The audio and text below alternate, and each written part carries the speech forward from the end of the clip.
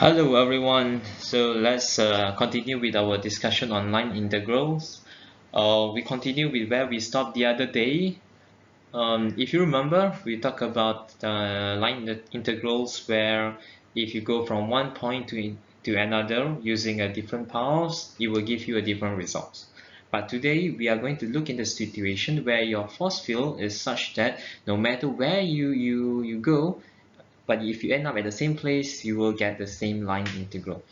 And in this situation, the force field is what we call as a conservative field, right? So let's look at this example. Now let's say you have a line integral which is written like this. So you may ask, how do you manage to get this equation? So the way that you can get this equation is when you take a dot product between two vectors, that is your F and your dr. So in this case, your force field is given by this expression, whereas the dr is given by this one. Right, then now you have this force field and you want to see if I go from 3 points, if I go from this to there, and then what is the resulting integral. So to make it easy, we take this example where you have negative 1, 0, 1 point over here, and you have 0, 1, and then you have another one which is 1, 0. So in order to go through these 3 points, the easiest way is to consider a straight line. So if you have a straight line, the one on the left hand side here, the equation of straight line can be represented by this equation, y equals to x plus 1. You can prove to yourself that this is correct simply by putting x equals to negative 1 and you have y equals to 0. Whereas if you put x equals to 0 and then you have y equals to 1, which is the 2 points that we want. And then if you take the derivative of this equation, you have dy equals to dx. Now on the right hand side, the equation will be y equals to negative x plus 1, and this is the decreasing slope, therefore a negative 1 here. Right, so now you have this two equation of lines, and then you want to evaluate this integral.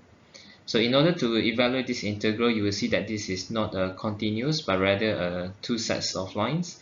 So you will have to evaluate for the one on the left, and then you have to evaluate the one on the right separately, and you take the combination between the two. So let's look at the first part of the integral, which is on the left hand side, going from negative 1, 0 to 0, 1. Right, again, your equation is y equals to x plus 1, dy equals to dx.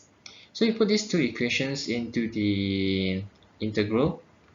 So dy, you put dx, and y you replace by x plus 1. And then when you have done that, you will have an integral which depends on one variable. Again, it is very important to make sure that your integral depends only on one variable. And then it looks something like this, right? Next, you can use a simpler way to evaluate this integral in terms of tangent. So going from this point to this, I will leave it for you to do as an exercise. But I have actually given you a link for you to make some revision in order to see how to go from this integral to here. Right? I hope you make use of this link in the e-learning. So basically from here you will just have to put in x equals to minus 1 and 0, and then you will have an answer which is negative pi over 2. So the integral for this part is negative pi over 2. So let's go to the next part, which is on the decreasing slope, where now your y is equal to negative x plus 1, and your dy is equal to negative dx. Again, you go back to your integral and just replace dy by negative dx and y over here by negative x plus 1. You do the integration and you will get w equals to negative pi over 2. And this is rather straightforward. I think you should be able to do it on your own. Now the total line integral from here to here to here is simply taking the addition of these two contribution, and you will get w equals to negative pi. So let's look at the situation where you use a different path. One way, which is to consider a circular path. So instead of a straight line, you have a circular path from here all the way to here, where the radius is 1.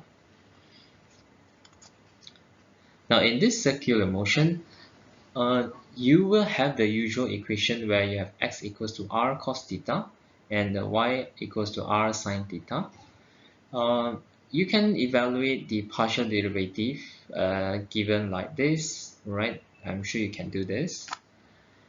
But then since the radius doesn't change, because in going from here to here to here, the radius is the same, and therefore if you take the dx, if we take the derivative of x, you will have these two terms, but this term is vanishing because your dr is equal to 0. So your dx now is just negative r sine theta. So the same is for dy, and then now what happened is that you will put you just simply replace w. If you remember just now, this is x and this is dy, and this is minus y dx, right? So you just simply replace them, and you will get, if after evaluating the integral, you will finally get w equals to negative pi. And here you see these two paths where you have a circular motion and a straight line gives you the same answer. So here you show that the force field that generates this integral is a conservative field.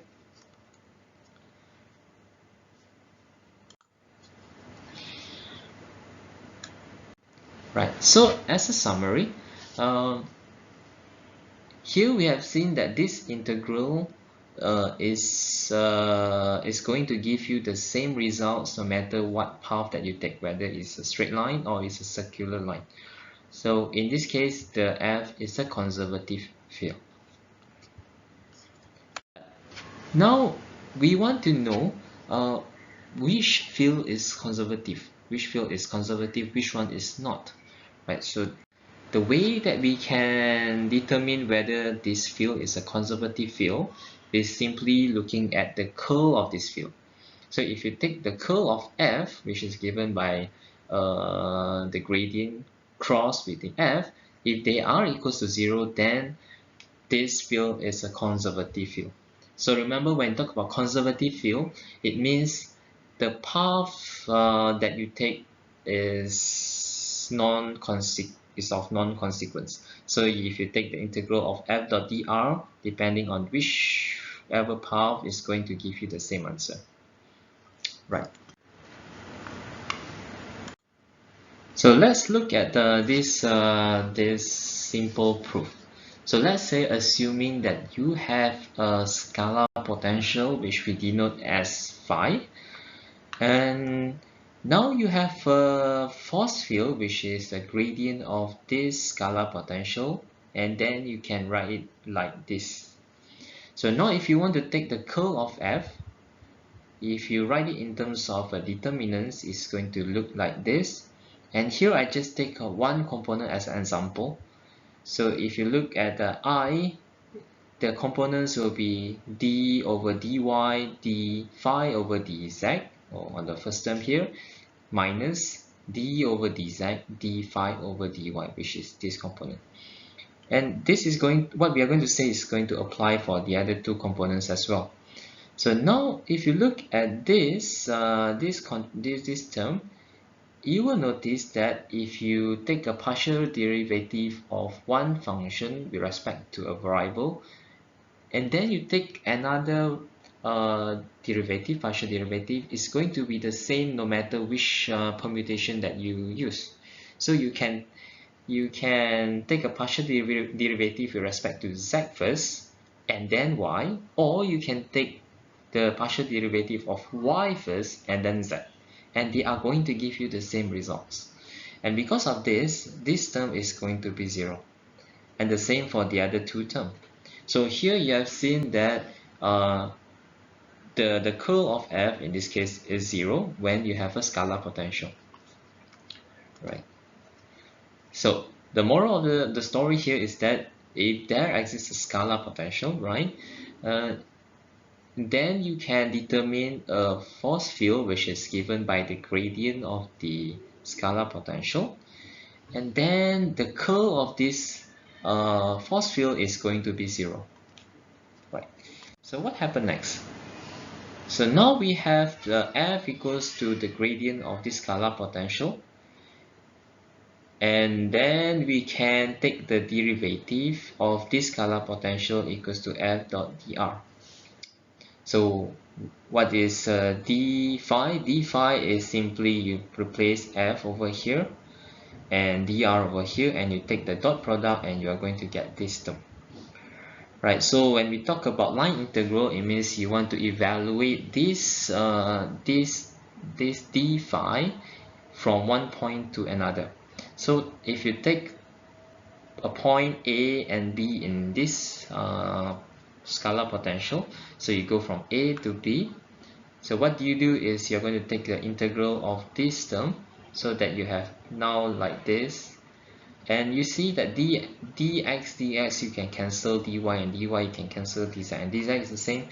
And at the end of the day, you have d phi. And this is exact differential.